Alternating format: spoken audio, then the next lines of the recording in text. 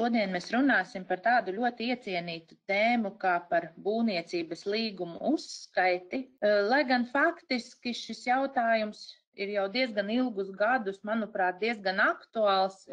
Bieži vien aizmirstam tādu lietu, kad šie būvniecības līgumi faktiski nenozīmē tikai būvniecības līgumus, tie ir dažāda veida ilgtermiņa līgumi, kuri uzņēmumos varētu sagādāt diezgan lielas galvas sāpes. Un, protams, vēl viena tēma, kas ir ārkārtīgi aktuāla saistībā ar šiem līgumiem, ir PVN piemērošana.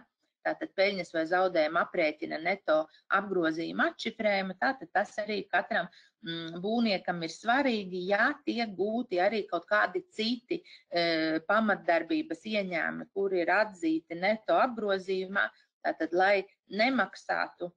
Tad, ja runājam par līgumu ar uzcenojumu, tātad mums šie open book līgumi, tātad, ja mēs zinām, ka mums izmaksas kompensēs, tad mēs, protams, atzīstam ieņēmumus, un ja zinām peļņas procentu, tad arī to varam aprēķināt. Ar šīm lietām parasti nekādas būtiskas problēmas nerodās.